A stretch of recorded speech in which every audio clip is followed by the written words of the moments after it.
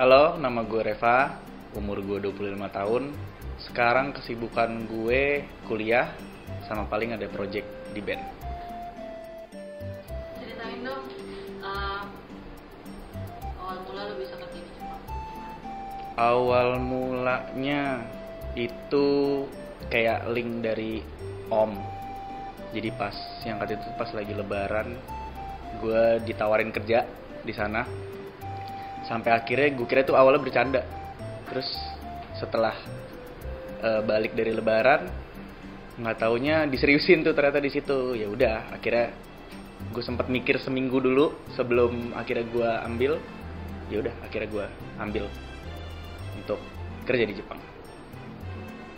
Proses rekrutmennya itu berapa lama? Gue nunggu sekitar 3 bulan sampai akhirnya gue bisa masuk. Terus gue kursus dulu tuh 3 bulan di Bandung, tepatnya di Jatinangor kalau nggak salah. Jatinangor, gue kursus, terus juga belajar bahasa, belajar budaya juga sama kebiasaan. Sampai setelah 3 bulan selesai, akhirnya nambah untuk sebulan pemantapan. Ya udah, akhirnya gue bisa berangkat ke Jepang. Dan itu agak delay sih, pas gue mau berangkat ke Jepang itu kayak nunggu kisaran 2 bulan sampai akhirnya gue berangkat. Buat kerja di Jepang itu butuh ngeluarin uang. Kalau ditanya untuk butuh ngeluarin uang, iya, pasti sih, pasti. Cuma jadi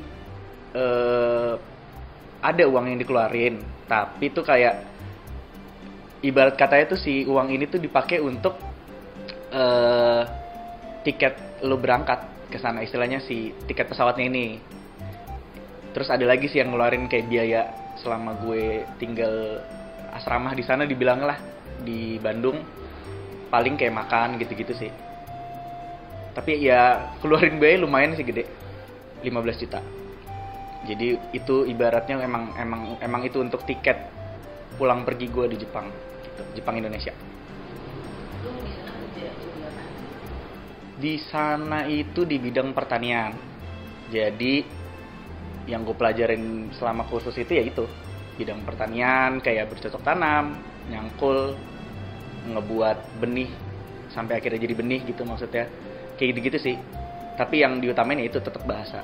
Proses gue kerja di sana sih sebenarnya awal mulanya di office, kayak ngedata gitu-gitu, ngelihat progres tentang sayuran. Sampai akhirnya gue kira tuh di office doang, nggak tahu ya ternyata akhirnya gue terjun ke lapangan juga setelah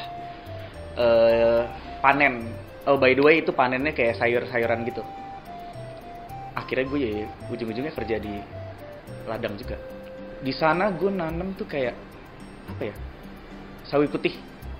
Sawi putih itu gede banget di sana, by the way. Terus gue taunya bahasa Jepangnya kayak nggak tahu bahasa Indonesia itu apa, tapi kayaknya kubis. Tapi di sana disebutnya green ball. Kalau bahasa Jepangnya itu gurinboru. Terus ada lettuce, tadi lettuce disebut, sorry. Ada selada. Terus ada apa namanya, brokoli. Terus juga ada selada ungu. Banyak sih, macem-macem. Sampai anggur mungkin. Itu tapi kalau anggur sih lebih pribadi di pekarangan rumah atasan gue sih gitu. Lo di kontrak di sana berapa lama? Kalau untuk kontrak itu 1 tahun. Cuma gue kerja itu cuma istilahnya hitungan 8 bulan doang sih. Karena kenapa 8 bulan? Karena di saat masuk bulan ke-9 dan seterusnya itu udah masuk musim dingin. Jadi di Jepang kan itu kan 4 musim kan. Jadi Desember, Januari, Februari itu musim dingin. Jadi otomatis gue nggak bisa kerja. Kenapa nggak bisa kerja? Karena orang Jepang pun di sana nggak bisa kerja di saat musim dingin. Karena daerah tempat gue kerja itu daerah pegunungan, bener-bener pure pegunungan. Gimana cara lo nerima masuk? Karena kan di Indonesia sedingin-dinginnya paling puncak. Iya.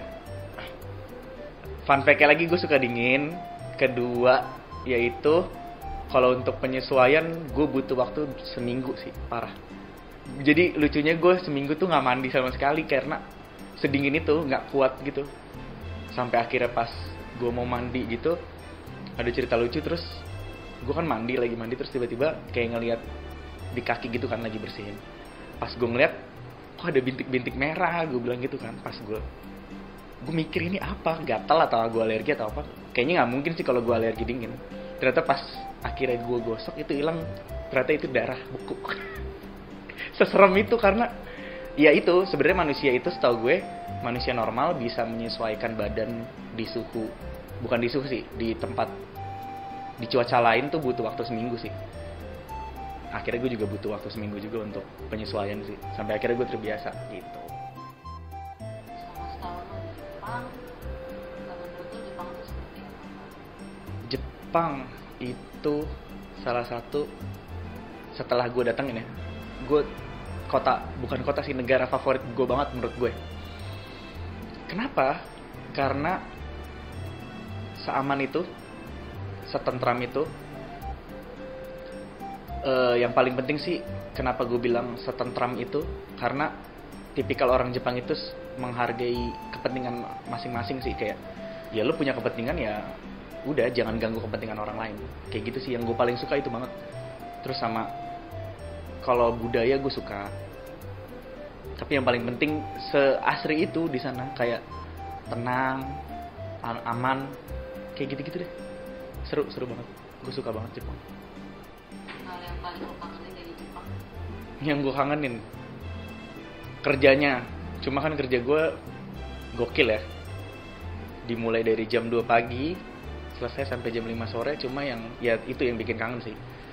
Terus suasananya ini sih, sama orang-orang Jepang tuh ramah-ramah banget. Mungkin kalau misalkan udah ada beberapa orang yang ke Jepang tuh, kayak misalkan pernah nanya ke orang Jepang pakai bahasa Inggris, kayak diliatinnya mungkin kayak sinis gitu. Cuma enggak sebenarnya, kayak mereka tuh pasti bakalan ngasih tahu sampai akhirnya. Contoh lo mau naik kereta, terus lo mau nanya tujuan kemana, lo pakai bahasa Inggris, mereka bingung pasti ngeliatnya kayak sinis ngeliat orang. Padahal enggak, mereka tuh pasti bakal ngasih tahu sampai akhirnya lo ini naiknya di sini gitu. Kind sih orang sana, parah. Sekangen itu gue, karena ya jujur aja gue belum puas ngulik Jepang gitu, karena emang waktu gue kepake banyak di sana tuh untuk kerja, parah sih. Jadi kayak pengen nikmatin tuh belum sempet. Selama lo di Jepang, lo kangen dari Indonesia? Makanannya sih, jujur ya, gue kalau dibilang kangen, gue kangen sama makanannya. Karena tuh makanan sana hambar banget, nggak ada rasanya. Jadi yang bikin gue kangen tuh makanannya. Sebenarnya ya gue punya cita-cita tersendiri sih, kayak gue pengen tinggal di Jepang, pengen banget. Apakah gaji lo di Jepang itu worth it? Iya, menurut gue ya. Makanya tadi di awal kan sempat gue ngomong, ya ngeluarin uang, dan itu lumayan besar, 15 juta. Tapi sampai akhirnya ya ketutupan, bener-bener totally ketutupan gitu.